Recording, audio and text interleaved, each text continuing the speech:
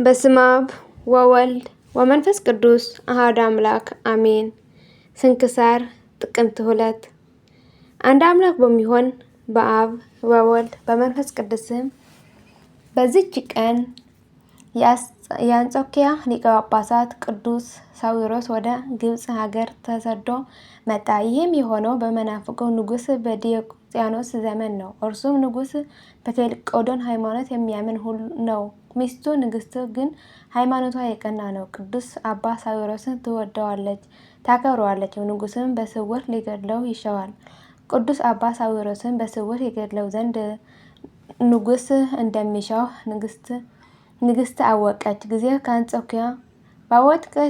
ከአንጾኪያ ሀገር እንዲወጣና ነፍሱን እንዲያድን ወደ አባ ሳዊሮስ ላከች። እርሱ ግን መሸሽ አልፈለገም። ለንግሥትም እንዲህ አላት፣ እኔ ክብር ይግባውና ስለ ጌታ ኢየሱስ ክርስቶስ ለሞት የተዘጋጀሁ ነኝ። ንግሥቲቱም ብዙዎች ምዕመናንም አብዝተው በለመኑት ጊዜ ከሀገር ወጣ። ከእርሱም ጋራ ከምዕመናን አብረውት ወደ ግብፅ ሀገር የተሰደዱ አሉ። ንጉሥም በፈለገው ጊዜ አላገኘውም። ፈልገውም ወደ እርሱ ያመጡት ዘንድ ወታደሮች ላከ። ክብር ይግባውና ጌታችን ስለመሰወረው እነርሱም በቅርባቸው ሆኖ በመካከላቸው ሲጓዝ አላገኙትም። በአንድ ቦታም አብሯቸው ሲያድር እርሱ እያያቸው እነዚያ የንጉሥ ጭፍሮች አያቱም። እነርሱም አጥተው ተመለሱ። ወደ ግብፅ ሀገርን በደረሰ ጊዜ ከቦታው ወደ ቦታ ከደብር ወደ ደብር በስውር የሚዘዋወር ሆነ። እግዚአብሔርን በእጆቹ ላይ ታላላቅ የሆኑ ድንቆች ታምራትን አደረገ። በአንዲት ቀንም ወደ አስቄጥስ ገዳም ደረሰ። በመጻተኛ መነኮሴ አምሳልም ወደ አባ መቃርስ ቤተ ክርስቲያን ገባ። በዚያም ጊዜ ቄሱ ዕጣንና ቁርባን ሊያሳርግ ጀመረ። እንደ ስርዓቱም እየዞረ አጠነ። የሐዋርያትን መጻሕፍት የጻፋቸውን መልእክተኞች የከበረ ወንጌልም ከእነርሱ ካነበቡ በኋላ እጆቹን ታጥቦ ማኅፈዱን በገለበጠው ጊዜ በሕፃኑ ውስጥ የቁርባኑን ኅብስት አላገኘውም። ደንግጦም አለቀሰ። ከዚያም በኋላ ወደ ሕዝቡ ተመልሶ እንዲህ አላቸው፣ ወንድሞቼ፣ እነሆ የቁርባኑ ኅብስት ተሰውሮ በሕፃኑ ውስጥ አላገኘሁትምና ይህ የሆነ በእኔ ኃጢአት ወይም በእናንተ ኃጢአት እንደሆነ አላወቅሁም።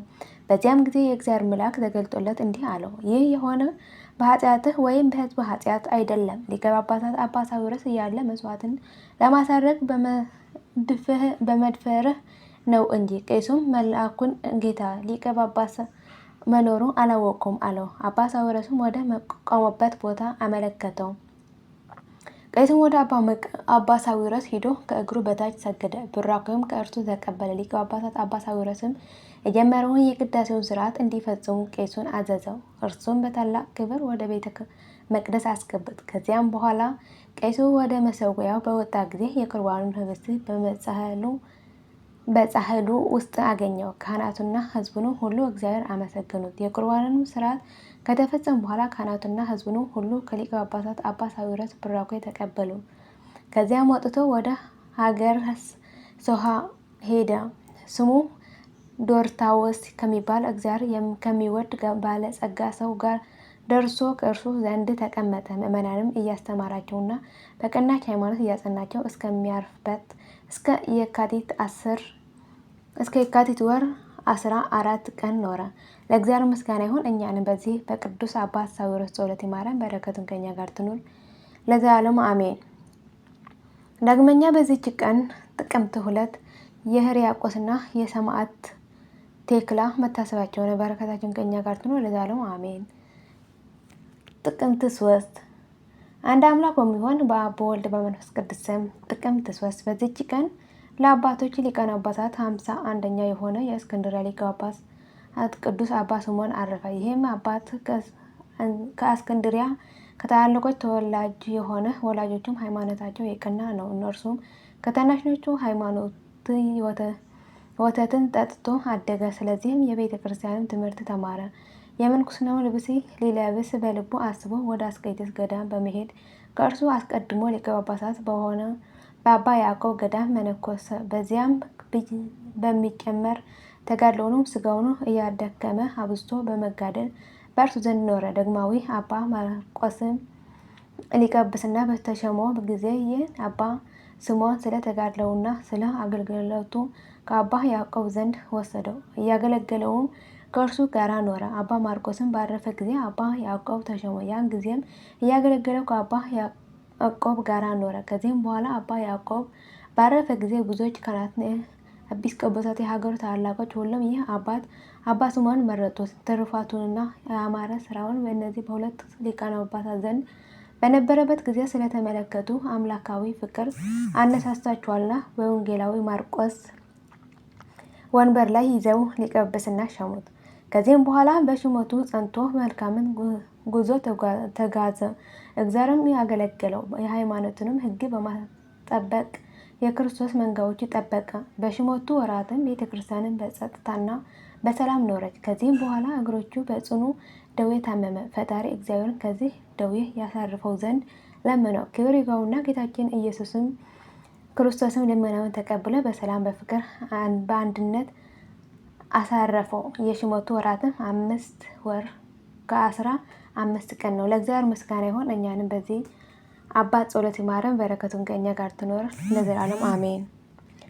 ዳግመኛ ጥቅምት 3 በዚች ቀን የአዲስ ጊዮርጊስ የምስክርነት መታሰቢያ ሆነ። ዳግመኛም የኒህዋ የወገኑ የነገዱ የመቃርና የተአውፍላ የአውመራና የአርማንያ ሊቀ ጳጳሳት ጎርጎርዮስም መታሰቢያ ነው። ዳግመኛም ለታላቁ ቴዎድሮስ ልጅ የሆነ ንጉሥ አርቃዲዮስ የወለዳት የቅድስት ተኦድራ መታሰቢያ ነው። በረከታቸው ከእኛ ጋር ትኖር ለዘላለሙ አሜን።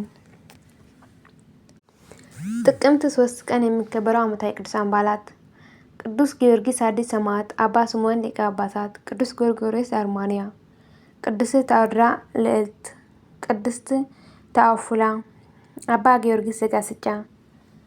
ወርሃዊ የቅዱሳን በዓላት በዓታ ለእግዝእትነ ማርያም ድንግል ወላዲተ አምላክ፣ ቅዱሳን ኢያቄም ወሐና፣ ቅዱሳን ሊቃነ ካህናት አበው ዘካርያስና ስምዖን፣ አባ ሊባኖስ ዘመጣ፣ አቡነ ዜና ማርቆስ፣